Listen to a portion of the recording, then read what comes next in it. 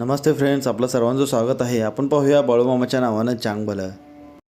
आजच्या या भागामध्ये आपण पाहतो पुष्पाला ती बाई विचारू लागते, तुमचं नक्की असं काय आहे आणि तुम्ही सांगत का नाही? तुमचं भूतकाळ काय होतं आणि काय घडलं होतं हे सांगितलं असता तर बरं झालं असतं. तर ती पुष्पा रडू लागते व म्हणू लागते, कसं सांगावं काही मला समजेना आणि मी घरीसुद्धा जाऊ शकत नाही. तेच मला मामांना विचारायचं आहे की काय करायचं पुढं. मामासुद्धा काहीच सांगत नाही आहेत. माझं पुढं काय आहे, काय लिहून ठेवलं आहे कुणास ठाऊक, नशिबात काय आहे काय माहीत. तसे म्हणून पुष्पा रडू लागते. तेवढ्यात ती बाई म्हणू लागते, हो तुम्हाला इथं मामा थांबवले म्हटल्यावर काहीतरी कारण असेल की, आणि तुम्ही रडताय कशाला? बघू काय होतं या ते, चांगलंच होईल पुढं. आणि तुमचं असं आधी काय घडलं आहे ते सांगतसुद्धा नाही तुम्ही. ती पुष्पा म्हणू लागते, सांगन मी वेळ आल्यावरती, पण आत्ता नाही सांगत. आता मोहन इथं येऊन बघून गेला आहे मला. आमच्या घरी जर सांगितला तर घरचे इकडे येणार. तेच मला आता भीती वाटत आहे की पुढे काय होईल म्हणून. तेच मला समजना झालं या काय करायचं आता. हो बाप्पा हो, दत्तू म्हणू लागतात, अहो ताई तुम्ही नका काळजी करू, सगळं चांगलं होईल पुढं. आता मामाने सांगितले म्हटल्यावर काहीतरी असेलच की. पुढे आपण पाहतो रमेश घरी येतो व तिच्या पत्नीलासुद्धा तो तावात बोलू लागतो. तर त्याची पत्नी विचारू लागते, अहो काय झालं, असं का करत आहे तुम्ही आणि असे का बोलत आहे, काय झालं? तर त्यांची मुलगी त्यांच्या आईला सांगू लागते, आई बानं त्या चिम्मापासोबत भांडणं काढलं आहे बघा. रमेशची पत्नी म्हणू लागते, अहो काय सांगताय, त्यांच्यासोबत का तुम्ही भांडणं काढलं?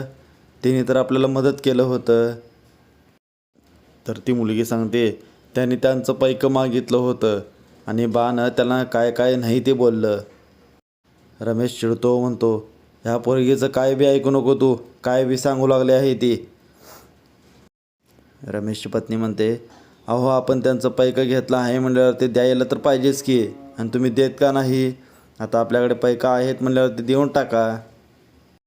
रमेश म्हणू लागतो, तू नको सांगू मला काय करायचं ते, मी बघतो पैकाचं काय करायचं. आणि तुला काय कळतंय त्यातलं, तू नको बोलू मध्ये मध्ये. हे आता आलेलं पैकं मी काहीतरी दुसरं करन आणि त्यांना देऊन काय हे पैकं मला संपवून बसायचे आहेत का? तू गप बस, बघतो मी काय करायचं ते. रमेशची पत्नी म्हणते, अहो ती आपली माणसं आहेत, आपल्या माणसांचं जर मन नका दुखू, पुढे ते आपल्याला मदत करतील का? ते आपल्या गरजू टायमिंगला भेटले होते, पैकं दिलं आपणास, म्हणून तर आपलं हे सर्व चांगलं चाललं आहे आता. आणि चिमाप्पा भाऊजींनीच आपणाला बाळूमामाकडे नेलं होतं, त्यांच्यामुळंच तर आपलं चांगलं झालं. रमेश चिडतो व म्हणू लागतो, काय सारखं बाळूमामा करते, इथं मी काम करतोय त्याचं राहिलं बाजूस आणि तुझं चाललं आहे नुसता बाळूमामा म्हणत.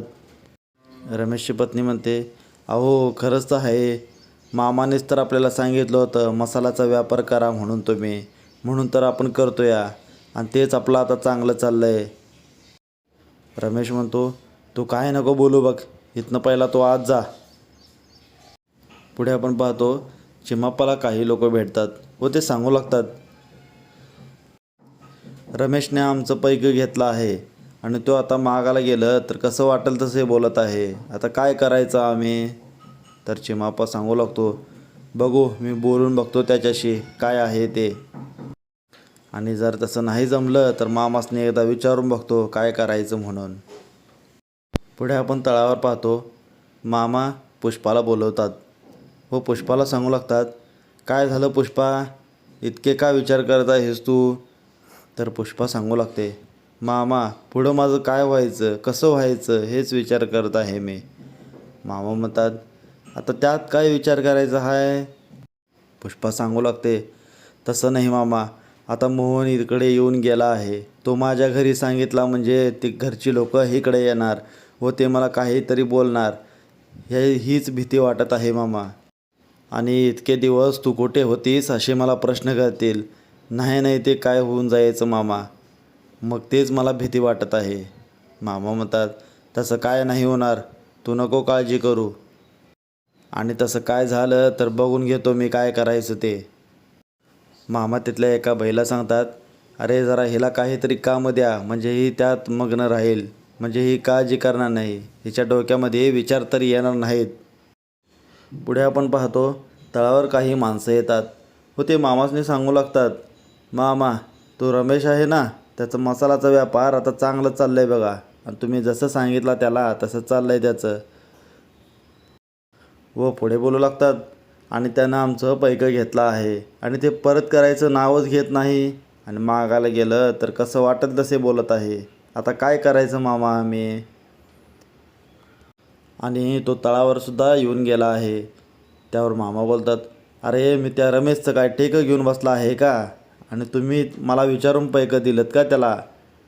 मग तुम्ही मागा त्याच्याकडून पैकं, आणि तुम्हाला माहीत आहे तो पैसे बुडवतो म्हणून सर्वांचं, तर तुम्ही का दिलं त्याला मग. आणि तुम्ही त्याला पैकं दिलं आहे म्हटल्यावर तुम्ही मागा त्याच्याकडे आता, असे मामा त्यांना रागाने बोलू लागतात.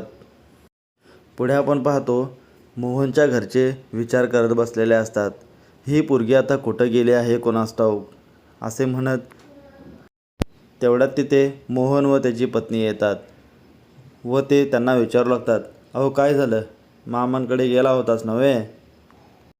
मोहन सांगू लागतो, मामांकडे मी गेलो होतो, मामाने सांगितलं आहे की वहिनी एकासोबत पळून गेले आहे म्हणून. हे ऐकून त्यांच्या घरच्यांना धक्क बसतं व ते रडू लागतात व म्हणू लागतात, हे काय केलं पोरीनं, आता आपलं कसं व्हायचं, सर्व लोक आपल्याला नावं ठेवणार, तोंडात शेण घालणार, कसं काय करायचं आता. पुढे मोहन बोलतो, मामाने हे सुद्धा सांगितलं आहे की ती येणार आहे घरी, पण कधी येईल काय ते नाही सांगितलं, फक्त म्हणले की येतील.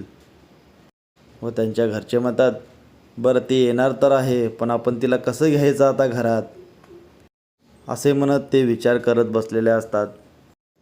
इकडे चिमापा तळावर आलेला असतो व तो मामासने सांगू लागतो, मामा आता रमेशनं चांगलं चाललं आहे बघा, तुम्ही जसं सांगितलं तसं तो करतो या, आणि आता त्याचा व्यापार चांगला सुरू आहे, आणि खूप लांब लांबची लोकंसुद्धा त्याच्याकडे येऊ लागले आहेत आता, आणि मसाला घेऊन चालले आहेत त्याचे. मामा म्हणतात, बरं मग चांगलं चाललं आहे नव्ह त्याचं आता. चिमापा पुढे बोलतो, मामा त्यानं पैकं घेतलं आहे माझं, ते घ्यायचं नावच घेत नाही आता तो, आणि मागायला गेलं तर भांडण काढत आहे आणि वाटल तसं बोलत आहे. आता काय करायचं मामा, ते जाऊ दे माझं, बाकीच्यांनासुद्धा तसेच करत आहे, काय करायचं मग. ते लोकसुद्धा तक्रार घेऊन आले होते माझ्याकडे. मामा म्हणतात, बघूया काय करायचं आता आपण. इथे आपला आजचा भाग संपतो. पुढचा भाग पाहण्यासाठी लाईक करा, कमेंट्स करा, सबस्क्राईब करा. Thank you friends.